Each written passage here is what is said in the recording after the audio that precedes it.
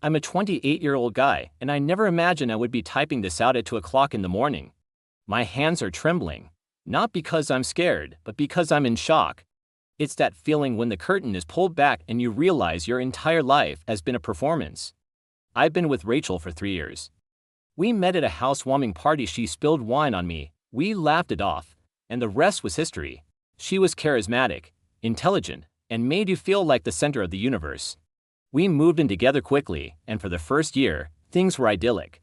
Sunday markets, shared coffees, the works. I was even browsing for engagement rings. Then, last Wednesday at 3 p.m., my phone rang. Is this Marcus Chen? The voice was clinical and serious. I am Dr. Patricia Reeves. I'm treating Rachel Morrison. My stomach turned. I assumed Rachel was hurt. Is she okay? She is physically fine, the doctor said. But I need to speak with you regarding a serious matter. Are you somewhere private? I ducked into a stairwell at work. Go ahead. I am bound by confidentiality, but I have a duty to warn if a third party is in danger of substantial harm.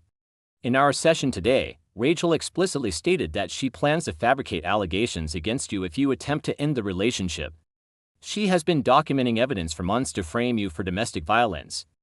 The air in the stairwell felt freezing. She actually said that, yes, the threat was specific enough that I am ethically obligated to warn you. I strongly suggest you contact a lawyer immediately and document everything. Please be careful, Chen. I sat there for 20 minutes, staring at the concrete wall. Rachel wouldn't be home until 6 o'clock. I had 3 hours to save my life. I called my brother, who works in law. Get cameras, he said immediately. Check your state laws, but get them up now. Save that voicemail from the doctor. Do not be alone with her without a witness or a recording. I left work early and bought a home security system. I felt ridiculous, like a paranoid spy, setting up cameras to protect myself from the woman I loved. I finished just before she walked in at 6:17. I waited in my car, watching the feed on my phone, before going inside. I needed a digital trail showing I arrived after her. Hey, I said, walking in. She was cooking, acting completely normal. She tried to kiss me, but I turned my cheek. Is everything okay? She asked, her eyes narrowing. We ate in silence. I couldn't look at her, knowing she was plotting my destruction. Finally, I couldn't take it. Rachel, I think we need some space. It was the wrong move. Her expression shifted instantly. Space? You're breaking up with me. I just need time to think. She smashed a plate against the wall. You don't get to leave me. I stood up, keeping my hands raised and visible for the cameras.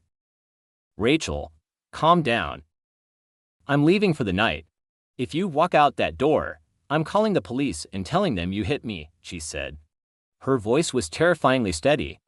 I'll tell them the truth. That I hit you? That's a lie. She laughed. Who will they believe? I have photos of bruises. I've been documenting everything. You mean the bruises from your kickboxing class? I asked. The ones you posted on Instagram? Silence filled the room. Your therapist called me, Rachel. I know the plan. Her face went pale. She can't do that. That's illegal. It's a duty to warn. I'm leaving. I walked out while she screamed that she loved me, then switched to threats that she would ruin me. She left 43 voicemails that night, ranging from sobbing apologies to threats about sending photos to my boss. I called a lawyer. Immediately, update 1. 2 weeks later, I owe you all an update. Hiring a lawyer saved my life. I thought I had the upper hand with the footage in the therapist's voicemail. I was wrong. While I was staying on my brother's couch, Rachel went to the police. She filed a restraining order against me the morning after I left. When my lawyer went to file ours, the clerk told us I was already listed as a respondent. We filed an emergency counter motion, but the damage was done. Rachel had submitted photos of bruises on her arms and ribs, injuries from her advanced sparring classes, claiming I caused them. She had deleted her social media posts celebrating those bruises, but my lawyer managed to find cached versions and photos from her gym's Facebook page titled Rachel Crushing It in Sparring. Until the hearing, I was homeless, paying rent for an apartment I couldn't enter. and legally barred from contacting her. Then the smear campaign started. Friends and co-workers began receiving messages from her. "I'm worried about Marcus's mental health, or he's been acting so aggressive lately." My boss received an anonymous email about my instability. I had to show him the security footage to keep my job. Then came the Facebook post. Rachel wrote a long, public essay about finding the courage to leave an abuser. It got nearly 2,000 likes. People I had known for years commented, calling her a hero. I couldn't defend myself publicly without violating the restraining order. I had to sit and watch my reputation burn. The hearing was Monday. Rachel looked the part: conservative dress, soft makeup, crying on cue.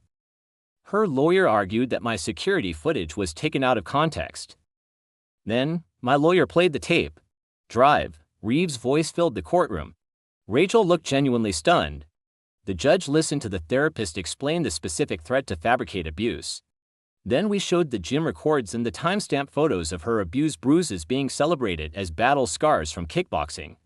The judge didn't hesitate. He dissolved the order against me and granted a protective order against Rachel. As we left court, Rachel tried to approach me. "Marcus, please. I love you. Don't let them do this to us." My lawyer stepped in. "Step back, Ms. Morrison." She looked at me with tears in her eyes, asking how I could do this to her, as if she hadn't tried to send me to jail. Update 2. 1 month later, you guys predicted she would escalate, and you were right. I moved into a studio apartment. When I went to get my stuff from the old place, with a police escort, I found my old tablet hidden in her closet. It was logged into all my social media. She had been spying on me for months. Then the packages started. Flowers to my office lobby. A photo album of our relationship memories. Self-help books about saving love. My lawyer flagged them all as violations, but since they were delivered to the building lobby and not me directly, it was a legal gray area. She moved on to my family. She called my mom, claiming she found old baby photos of me she didn't want to throw away.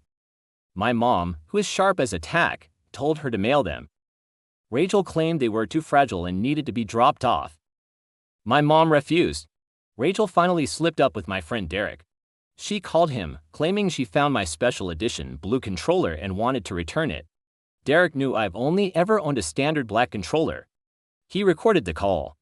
"I'm just trying to return his property," she insisted on the phone.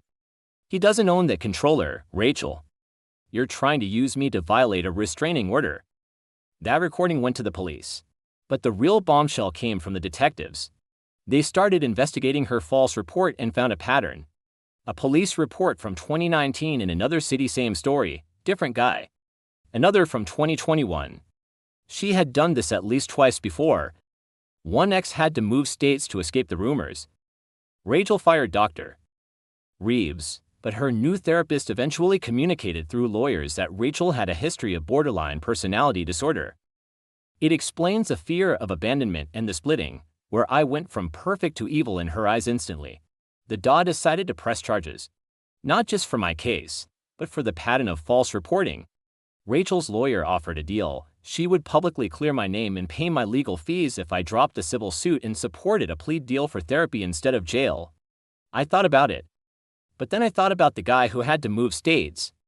I said no. Final update. 1 year later, it's been a year, and things have finally settled. Rachel pleaded guilty to 2 counts of filing false police reports and harassment. She received 2 years of probation, 200 hours of community service, and mandatory psychiatric treatment. No jail time, which frustrates me, but it's a permanent criminal record. I also sued her civilly and she settled. The money covered my legal bills, and then some. Her sister contacted me recently.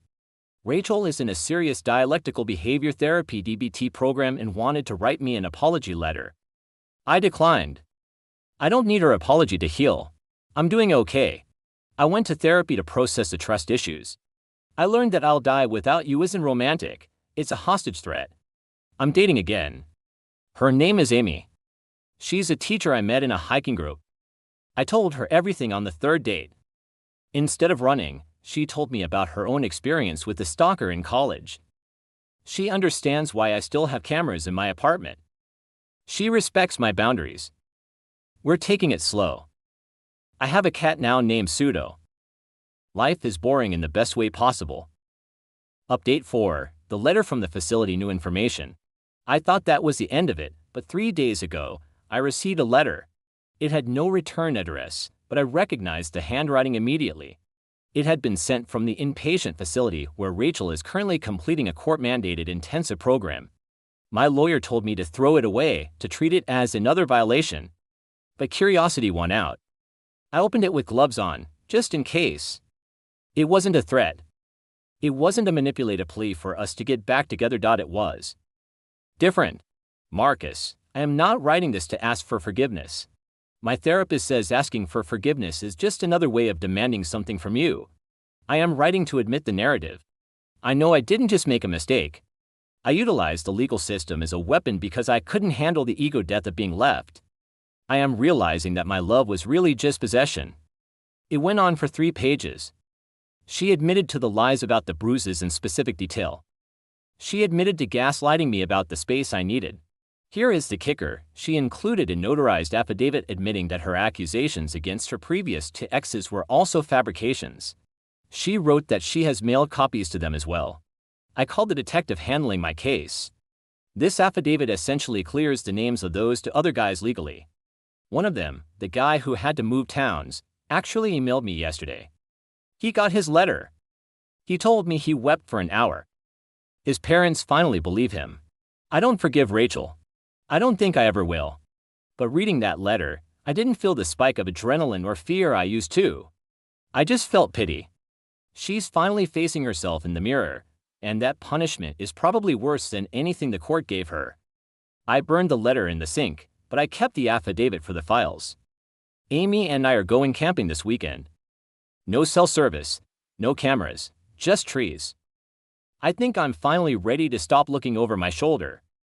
Peace out, Reddit.